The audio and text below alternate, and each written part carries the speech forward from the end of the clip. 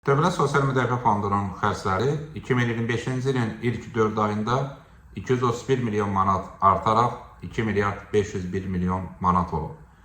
Dövlət Sosial Müdafiə Fondunun bütövlükdə xərclərindəki artım öncədən proqnozlaşdırılırdı və bu Dövlət Sosial Müdafiə Fondunun 2025-ci il büdcəsində də öz əksini tapmışdı. Belə ki, təsdiq olunmuş büdcədə bütövlükdə fondun 2025-ci il xərclərinin 10% artması nəzərdə tutulub. Bu demək ki, fond 2024-cü illə müqayisədə 10% daha çox vəsait xərcləyəcək.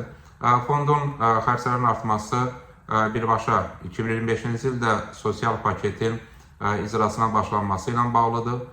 Belə ki, bir tərəfdən minimum pensiya məbləği artırıldı, digər tərəfdən pensiyaların indeksləşdirilməsi həyata keçirildi və biz əmək pensiyalarında 2025-ci ilin yanvarın 1-dən etibarən artımları müşahidə etdik. Bu artımlar əmək pensiyası alan vətəndaşlarımıza şamil olundu. Həm yaşa görə əmək pensiyası, əlilliyə görə əmək pensiyası və ailə başçılığını itirməyə görə əmək pensiyası alan vətəndaşlarımızın pensiya məbləğlərinə şamil olundu.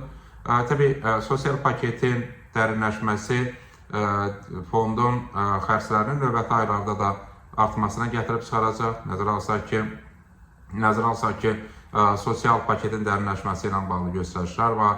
Bu da növbəti dövrlərdə də sosial istiqamətə daha çox vəsaitlərin ayrılmasına imkan verəcək. Bu kontekstdən biz növbəti aylarda da Dövlət Sosial Müdafiə Fondu tərəfindən daha çox vəsaitin xərclənməsini müşahidə edəcəyik. Bütövlükdə sosial paketin dərinləşməsi bu istiqamətə daha çox vəsaitin ayrılmasına gətirib çıxarır.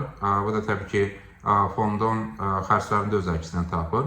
Qeyd etmək istərdik ki, fondun gəlirləri də bu ilin 4 ayında artıb, təxminən 13% artım qeydə alınıb və gəlirlərin artması da xərcləmələrin həyata keçirilməsi üçün maliyyə bazası formalaşdırmaqdadır.